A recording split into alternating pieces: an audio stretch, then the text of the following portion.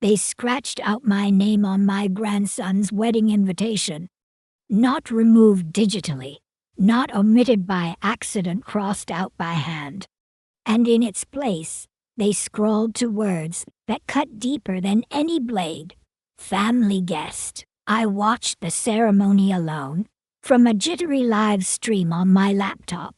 He stood up there, my son, thanking his in-laws for buying them their home.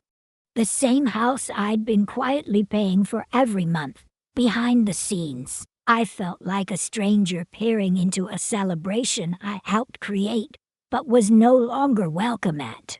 But when I discovered what they did with the deed to that house, something inside me cracked open. What do you do when your own family edits you out of your own story? The invitation had come on a Tuesday. Thick paper, trimmed in gold, with elegant calligraphy. The kind of thing you'd expect from a society wedding, not something meant to make you feel disposable. My name was printed on the front, Mrs. Delaronstadt. For a brief moment, I smiled. It had been a long time since I'd felt included in anything. So that envelope meant something until I opened it. Inside was a pristine, formal invitation, crisp, glossy, deliberate. But someone had taken a black pen and drawn a sharp, deliberate line through my name. Not messy, not hurried, just one confident stroke. Beneath it, in smaller letters, they wrote, "Last one, family guest." Just like that, I had become a tag-along. I sat in my kitchen, staring at the card like it might vanish if I blinked. I read it again, and again, and again. No smudges, no note of apology, just ink where my name used to be. I didn't call anyone, didn't cry. I just sat there tracing the line over and over with my finger, as if understanding it would undo it. And I thought, so this is how it ends, not with shouting, not with a fight, but with a line through your name. I looked out the window. Snow hadn't fallen yet, but the sky was the color of steel, quiet and full of threat. That hush right before winter breathes in. I used to take Tobin to the park in weather like this, bundled in his little green jacket with the broken zipper. He'd hold my hand so tight his knuckles turned white. That boy used to light up when he saw me waiting at the gate. Now it was nothing but a footnote. Not a grandmother, not even a name. Maybe you felt it, that kind of silence that doesn't yell, but seeps into your bones. The kind that makes you doubt the reality of every cake you baked, every ride you gave, every night you stayed up through the coughs. I slid the card back into its envelope. Didn't tear it, didn't toss it. I placed it beside the sugar jar. A reminder not of the wedding, but of the line that told me I no longer mattered. If you've ever had your name crossed off something you helped build, then you know. This wasn't about a party. It was about erasure, quiet, polite, permanent. And somehow, that hurt more than words ever could. The next afternoon, my phone rang. Spencer's name lit up the screen, same as always. But this time, I hesitated. I let it ring once, then twice. By the third, I finally picked up. His voice was smooth, too casual for the wound still fresh. "Hi, Mom. Just checking if you got the invite." I said I did. Silence. Then he cleared his throat. Laurel wanted to keep things, streamlined for the photos. For the aesthetic, he said. He talked like he was finalizing a seating chart, not telling his mother she wasn't welcome in her own skin. No stumble in his voice, no hint of shame. Just calm, polished detachment, like we were reviewing a catering order. He continued. Didn't want it to get awkward with her side of the family. You get that right. I get it, I told him, and I did. I understood that somewhere along the line, I had become someone they had to manage, someone they could tuck away in the background to keep the optics clean. He asked if I'd be coming anyway. I told him no, not in anger, not in bitterness, just the truth. There was nothing left for me to show up to, not anymore. He didn't protest, didn't apologize, just said, "Okay then. I guess we'll see you after." And that was that. I set the phone down and leaned back in my chair. Behind me, the kettle clicked off, but I didn't move. The hum of the refrigerator was the only sound in the house. Outside, the wind picked up. Dry leaves scratched against the patio, little reminders that everything changes. The air inside felt colder, not because of what he said, but because of what he didn't say. No hesitation, no pause before telling me I didn't fit the picture.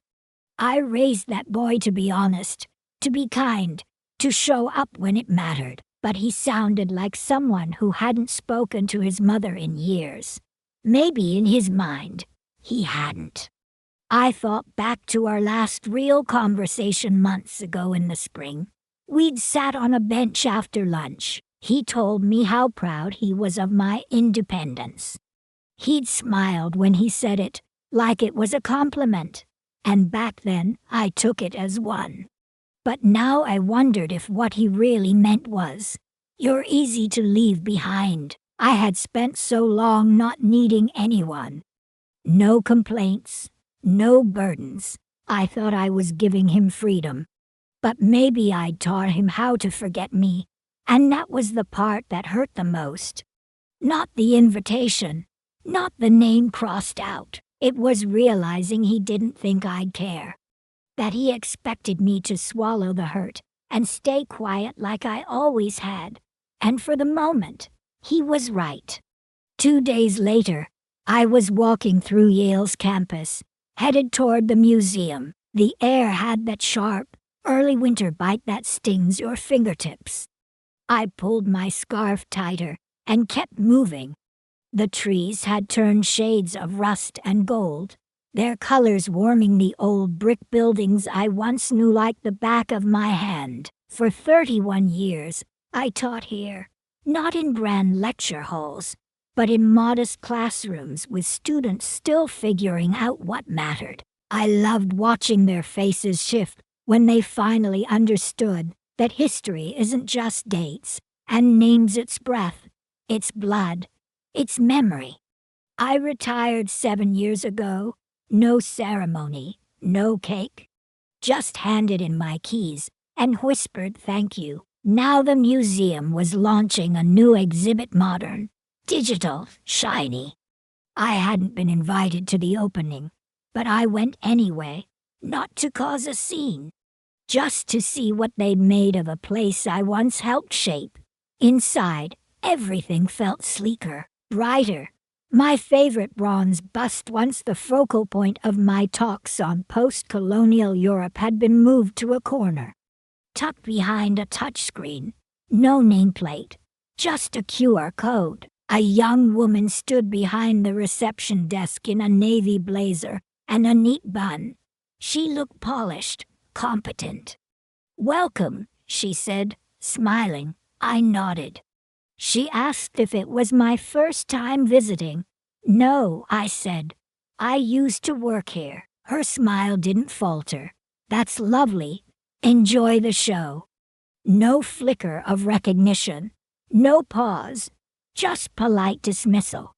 I could have been anyone, a tourist, a retiree with too much time, and maybe I was. I wandered through the exhibit slowly, letting the audio guides play in my ears. The voices were crisp and clever, but they lacked warmth. Every station had a screen. Every screen had a story, but none of them were mine.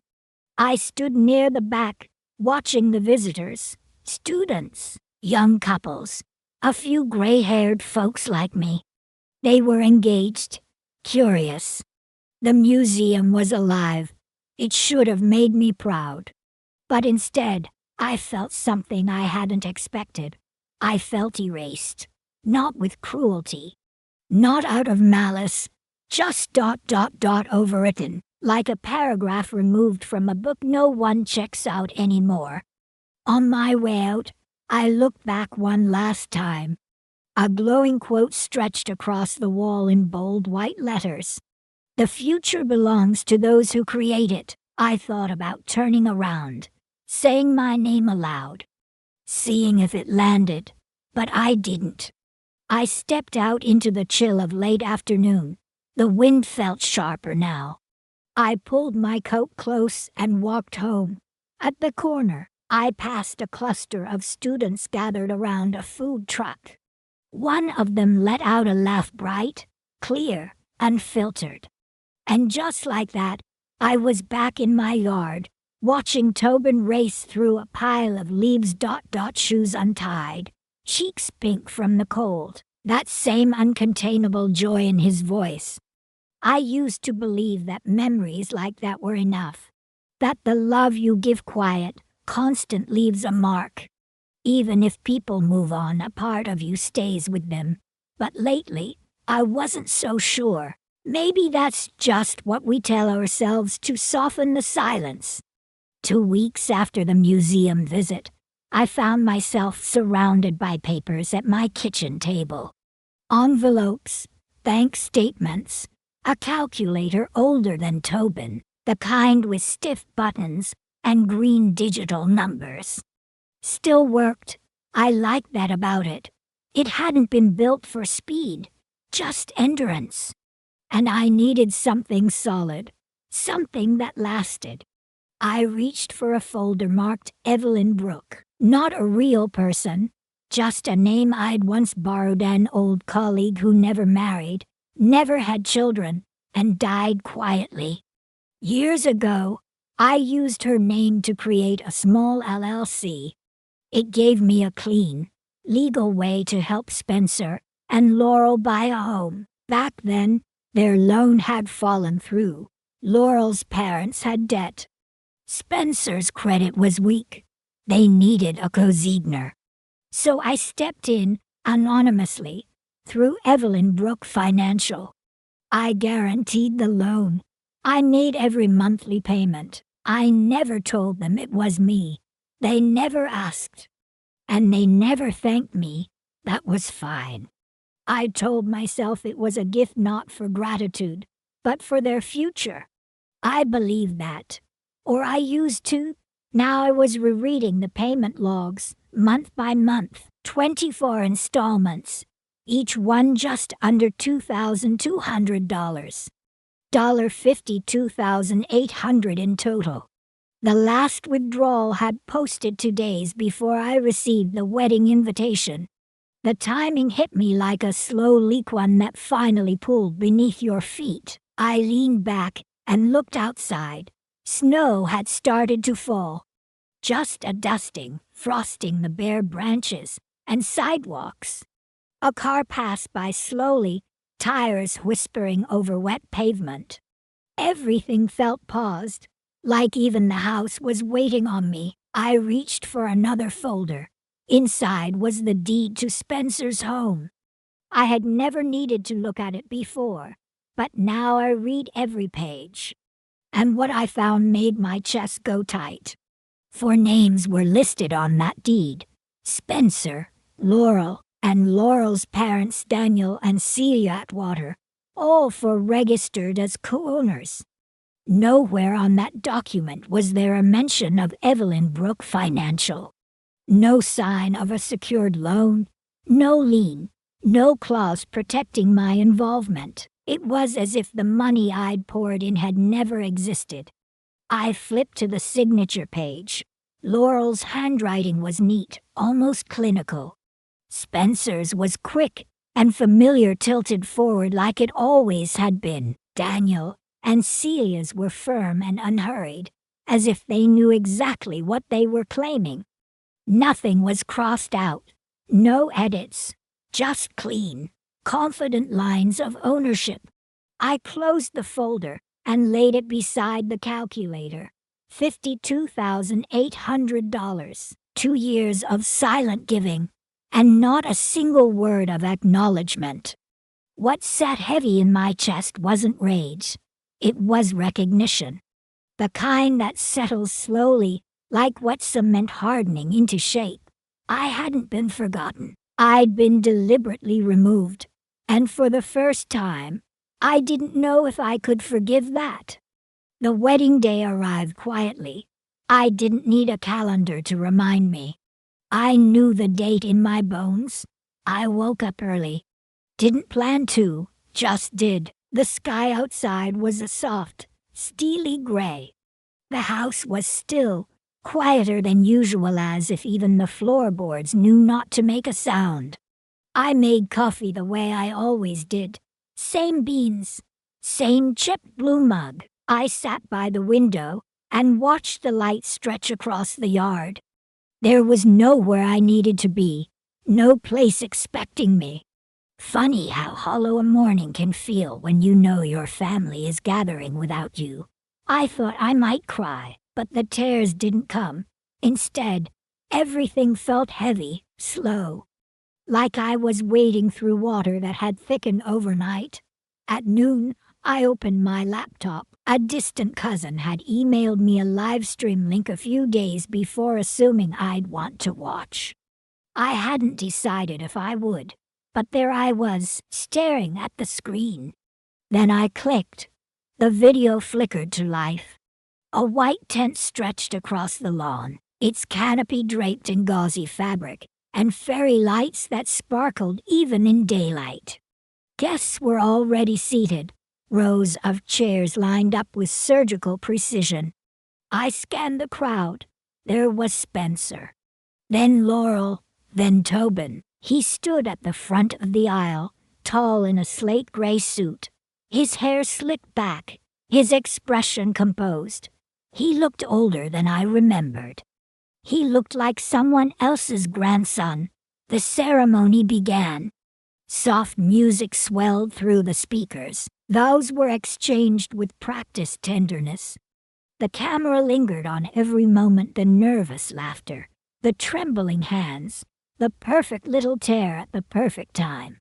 Then came the speeches. Spencer took the microphone with ease, as if he'd been waiting his whole life for that stage. He spoke about how proud he was of his son, how grateful he and Laurel were for the love that built their home and their family. Then he turned to Laurel's parents. He thanked them, said they were the reason this day was even possible, said their wisdom and generosity had paved the way for Tobin's future. Everyone clapped. Celia dabbed her eyes. Daniel raised his glass, and I sat alone in my kitchen, the coffee in my mug long gone cold.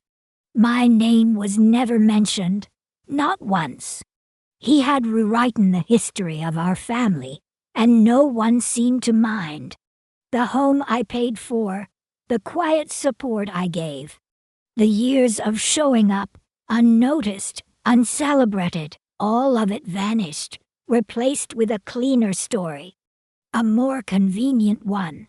When the video ended, I didn't close the tab. I just stared at the black screen. The only sound in the room was the low buzz of my refrigerator. No anger yet, just an ache, dull and familiar, the kind of ache that feels older than your bones. I stood up, rinsed my mug, and set it on the rack. I had given everything silently, and now they had erased me just as silently.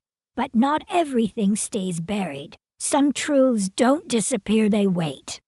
And something shifted in me that day, not in them, in me. The Monday after the wedding, I picked up the phone and called Connie. We hadn't spoken in years, but I knew she still worked part-time at the county records office. The moment she answered, she recognized my voice. I told her I needed a copy of a deed. Didn't explain why. She didn't ask. Said she'd email it to me before the end of the day. That evening, I opened the attachment on my laptop. There it was, The house, lot number, street name, tax ID, every line cold and exact. And then, the part I already knew was coming: Spencer Ronstadt, Laurel Atwater, Daniel and Celia Atwater. Not a single mention of Evelyn Brooke Financial. Not one trace of me. No lien. No note of outside contribution. It was as if my $52,800 had never existed. This wasn't just forgetting anymore. It was official, legal, permanent. I zoomed in on the signatures. Spencer's looked rushed, like he hadn't read the document. Laurel's was rounded, deliberate.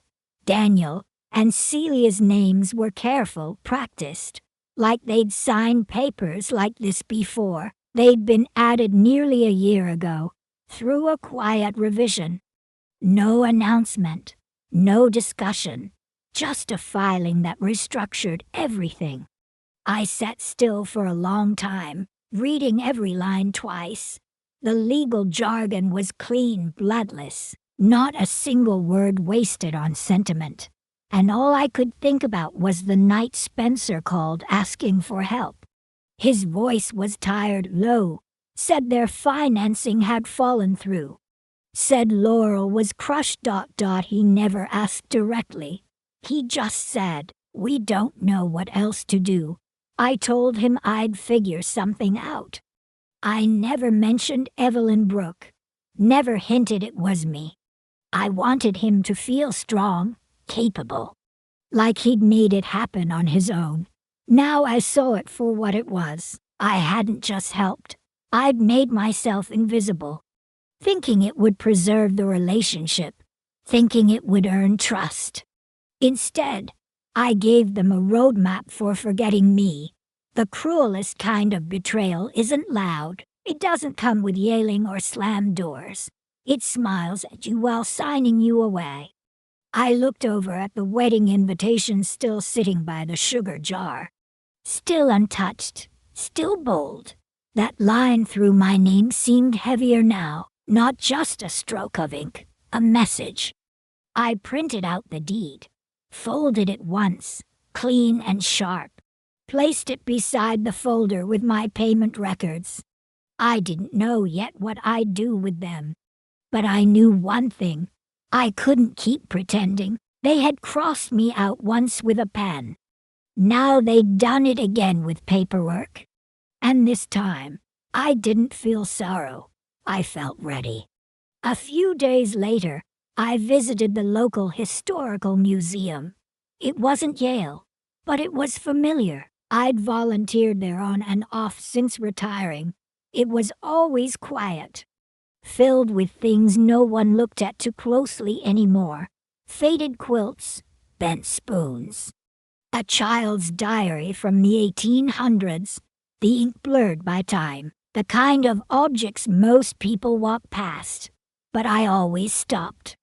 I stood for a long while in front of a replica shaker dining table, long benches on either side. Polished wood worn smooth by decades of hands. No plates, no silverware, just a simple handwritten placard in a frame.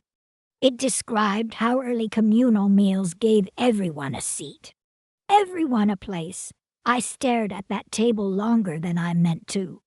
And it hit me I had spent my entire life setting the table. For birthdays, for holidays, for late nights and school mornings. Wiping the same spots, rearranging chairs, filling cups before anyone asked. I thought that meant I belonged. That if I served enough, loved enough, stayed useful enough, no one would ever leave me out. But that's not how belonging works. It doesn't come from effort. It comes from choice. And they had made theirs. On my way home, I walked past a row of small shops. The next day, I made an appointment with a lawyer named Margaret Lee. Her office was tucked above a florist shop downtown. Nothing flashy, just clean windows and a nameplate that didn't beg for attention. I had asked around quietly. People said she was sharp, discreet, and didn't waste time. Exactly what I needed. She greeted me with a firm handshake and clear eyes. When I opened my bag and laid out the documents, she didn't flinch. I didn't tell her everything, just enough. The LLC, the payments, the missing lien, the refinance, the exclusion. She listened without interruption, marked notes, flipped pages. Then she sat back and looked at me like she already understood the part I hadn't said out loud. After a pause, she spoke carefully. "You're not on the deed," she said, "but your money built that house. They used your silence to write you out." I nodded once, not because I needed her to say it, because I needed to hear someone else acknowledge it. Then I asked, "What now?" She explained my options, quiet ones, legal ones. Spencer and Laurel had misrepresented the source of their funds during the refinancing process. That opened the door for a challenge. She said we could pursue financial restitution through the LLC, or we could issue a formal notice of default through Evelyn Brooke Financial. Not from me. From the entity they forgot existed. It still had standing, still had teeth. She asked if I wanted to proceed. I said yes. That afternoon, she drafted the letter. It didn't take long. The timeline was clear, the evidence airtight. Every payment matched to a line item, 24 months of unbroken records. The notice would land in Spencer's mailbox in 3 business days. Plain white envelope. Formal letterhead. No mention of my name. Just cold, precise language. Breach, obligation, enforcement. Not revenge, not drama. A reminder that silence isn't the same as surrender. One storefront had changed. The old bookstore was gone. In its place, a sleek real estate office with spotless windows and polished smiles. Framed photos of homes I couldn't afford lined the glass.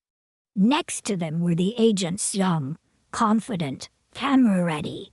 That night, I pulled out everything I had on Evelyn Brooke Financial. Every contract, every statement, every transfer receipt. I opened a new folder and began sorting carefully, methodically. Dates, amounts. Each entry marked in red pen. I was building a picture, not to make noise, but to get clarity. 2 years of giving, dollar by dollar. No signatures tying any of it to me, but the paper trail was flawless. Each payment traced directly to the mortgage. The numbers didn't lie. At the bottom of one statement, I noticed something I'd missed before. A refinance code. Laurel had refinanced the house 6 months after they moved in. That process required documentation about the origin of the down payment, which meant someone had submitted something that erased me entirely. That night I couldn't sleep. I lay on the couch in the dark, the ceiling barely visible above me. I wasn't angry, not exactly. I was awake, sorting every detail like puzzle pieces that had always been on the table, but finally snapped together. I had convinced myself that silence was noble, that staying out of the spotlight meant love, but silence is also a place to hide. Sometimes for people who hope to be forgotten, sometimes for those who want you gone. In the morning, I made tea and stood in my kitchen. I glanced at the envelope by the sugar jar. Then I reached into a drawer, pulled out a legal pad, and wrote for words across the top of a fresh page. No more quiet giving. I underlined it twice. When I got home, I placed a copy of the letter on the table, right beside the wedding invitation, side by side. The contrast was striking. one wrapped in gold leaf and script, the other printed in black and white, straight-backed, unyielding. I picked up a pen and wrote across the back of the legal copy, "If I'm not family enough for a chair at the table, I'm not family enough to hold up the roof." I folded the letter cleanly and placed it in a new envelope labeled for my records. The act didn't feel spiteful. It felt truthful. For the first time in years, I wasn't patching things up behind the curtain. I wasn't shielding their feelings at the cost of my own. I was drawing a boundary not out of anger, but out of self-respect. That night, I slept through the night without waking once. In the morning, I didn't check my phone, didn't rehearse conversations or brace for fallout. I made coffee and waited for the silence to shift. 2 mornings after the letter was delivered, I got my first response. It wasn't a call, it was a voicemail. Laurel's voice, tight and clipped, like she was trying not to crack. She said she didn't understand what the letter was about. Said it must be a mistake. Maybe something had been filed incorrectly. She ended the message with a thin, nervous laugh, the kind people use when they hope it's all just a misunderstanding. I didn't call her back. That afternoon, Spencer sent an email, just 3 lines. "I don't know what you're trying to prove. We've always appreciated your support, but this is going too far. No love, Dad." No mom, just his name. I read it once, then archived it. I didn't reply. Later that night, I opened my laptop to check the weather, but a notification caught my eye. Tobin had posted on social media just a photo of him and Laurel standing beneath a canopy of lights at the wedding. They were smiling, holding hands. The caption read, "Sometimes family forgets how to be family. We move forward anyway." The comments were full of hearts and sympathy, strangers affirming pain they didn't understand. I didn't feel anger. What I felt was a strange kind of confirmation. The photo was curated. The words were polished. But the subtext was deliberate. This wasn't a misunderstanding anymore. It was a message. I closed the laptop, made tea. While the water boiled, I opened the bottom drawer of my desk. Inside was the original bank statement from the LLC account. 24 lines, each one a payment, each one real. This was never about proving anything. It was about balance. I didn't need explanations. They had already spoken through omissions, signatures, and silence. Still, I wasn't prepared for what came next. The following day, a letter arrived in my mailbox. Heavy paper, handwritten address. Inside was a folded card. No decoration, no names on the front. Just 2 sentences in Spencer's handwriting. "We never asked for the money. You gave it without being asked. That changes things." I held the card for a long time. Read it again. It wasn't an apology. It wasn't even resentment. It was revision. A new version of the story. One where my generosity had become a disruption, uninvited, unwanted ... inconvenient. They weren't just rewriting the ending anymore. They were rewriting the beginning, and I realized how easily truth gets edited when it becomes uncomfortable. They weren't misremembering. They were sanding down the parts that didn't fit. My silence had once been a gift. Now it was ammunition. That night, I sat by the window with a blanket across my knees, watching the wind strip the last leaves from the trees. The branches swayed like slow-moving dancers. The streetlights buzzed faintly, casting long shadows. Nothing dramatic happened. No knock at the door. No apology waiting in my inbox. Just the quiet. Steady realization that some fractures don't get repaired. Some wounds aren't meant to be stitched. They just live under the surface, remembered every time you stretch too far. Sometimes there's no conversation left to have, no closure to negotiate.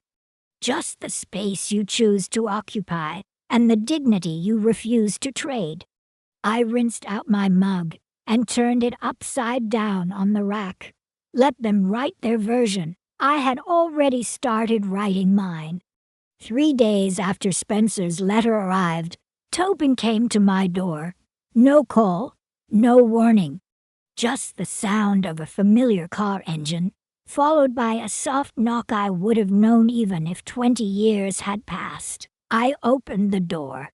There he was. No suit, no polished smile. Just jeans, a sweatshirt, and tired eyes. I stepped aside. He walked in without a word. He looked around the living room like it was unfamiliar, though nothing had changed. Same couch, same clock. Same photo of him at 6 years old, jelly on his chin, holding a crayon drawing that said grandma in crooked letters. He didn't sit, just stood there with his hands in his pockets. After a long pause, he said his parents were upset, that things were getting complicated. I stayed quiet. He nodded like he expected that. Then looked down at his shoes, probably running through a mental script he hadn't quite finished. He looked up again and said he didn't know the money had come from me. I believed him and I didn't. He told me he remembered the day he and Laurel found the house. How his parents had said the down payment came from Laurel's side. How they called it a group effort, but made sure to emphasize the Atwaters. He said he never questioned it. I asked him if he remembered the time I lent him $500 when he first moved to New York. He nodded. I asked if he remembered the little notebook I gave him when he was 10. The one where he wrote his first story and made me promise not to read it until he got published. He smiled, just barely, and said he still had it. Then I asked him if he remembered the first bouquet he ever gave to Laurel in high school. The one he left on her locker. He froze. I told him it was me. That I'd slipped him the $20 and told him, "Don't ever show up empty-handed when it counts." He looked away. I told him I wasn't angry. Not in the way he might think. This wasn't about money. It wasn't even about being excluded. It was about being rewritten, watching my place in his life shrink from something real into something unspoken. He said he didn't know what to say. I told him I didn't need him to say anything. We stood there in the silence, no music, no fridge humming, just breath, and time stretching between us. Then he asked if he could help fix it. I told him, some things don't need fixing. Some things need remembering. He didn't argue. He stayed a few more minutes. Then he left, as quietly as he came. No hug, no promises. Just a young man I used to hold in my arms walking back to a car that would never belong to me. I closed the door gently. Then I sat on the couch and looked at that old photograph again. Some wounds don't bleed, they echo, and sometimes silence says more than words ever will. The week after Tobin left, I made a quiet decision. I walked into the bank and closed the Evelyn Brooke account. The teller was young, maybe mid-20s, with glossy pink nails and a smile that never quite reached her eyes. She typed quickly, asked for my ID, and didn't say much else. 10 minutes later, the account was dissolved. The balance left wasn't much. I asked for it in a check and slipped it into my purse without unfolding it. That same afternoon, I drove to the library, found an empty table near the wide windows where the sun slanted in across the tile floor. I pulled out a notebook I hadn't used in years and wrote a name at the top of a fresh page. Frances Whitaker. She was a former student, a woman who came back to school at 65 to finish her degree after her husband died. Quiet, sharp, resilient. I called a local community college the next morning. Asked about tuition costs, re-entry programs, what it would take to sponsor a student returning to school after 50. The counselor on the phone paused, surprised. Then her voice softened. She said no one had ever called with that specific question before. Later that week, I met with Margaret Lee again. But this time, we weren't talking about breach notices or default letters. We were building something, a legal structure for the fund. She asked what kind of control I wanted. I told her I didn't need control, just structure. And one clear message to be printed in every letter of acceptance. You were never invisible. We see you now. By Friday, the paperwork was filed. The fund was independent, completely separate from Spencer, the LLC, or anything they'd ever touched. Clean, quiet, real. I didn't tell anyone in the family.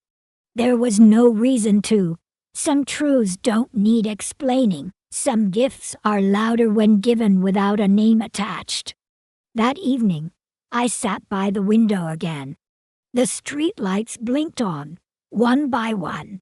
A woman walked past pushing a stroller with one hand, her phone in the other. I wondered what she'd given up, what she was still carrying for everyone else.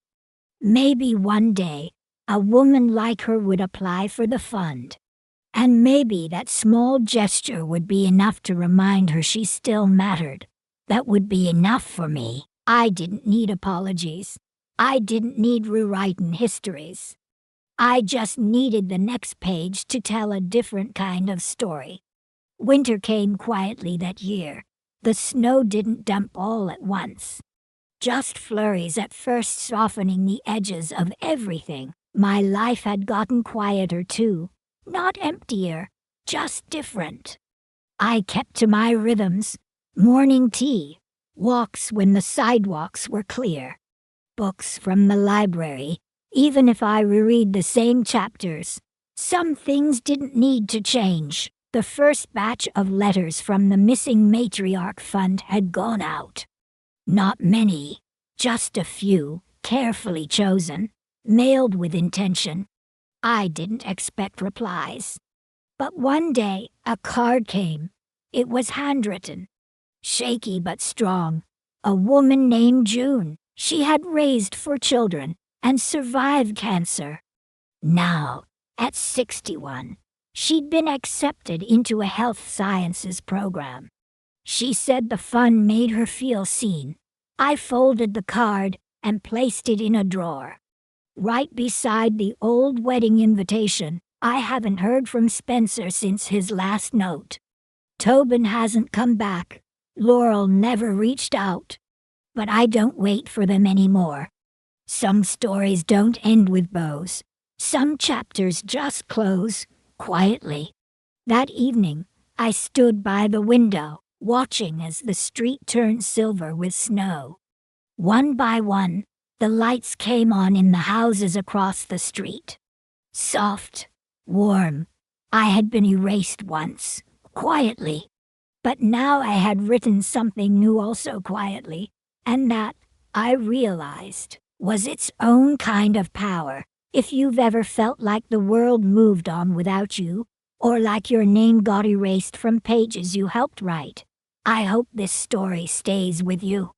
Let it remind you that even in silence, you still matter. Let it remind you that you can begin again, on your own terms. I remembered what she told me once in passing. It's never too late to become something new. That line had stayed with me. So I underlined her name, and beneath it, I started outlining an idea that had been blooming quietly in the back of my mind. Not a lawsuit, not retaliation, Something forward-facing. A fund.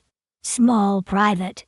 Just enough to matter. A way to offer a hand to women who had spent decades giving, raising families, caring for others, getting passed over or forgotten. Women who were told their time had passed before they ever got a chance to begin. I called it the Missing Matriarch Fund. Not for press, not for legacy, just for balance. A chance to give the kind of support I had once given silently, but this time, with their names on the paperwork, this time, with a seat at the table.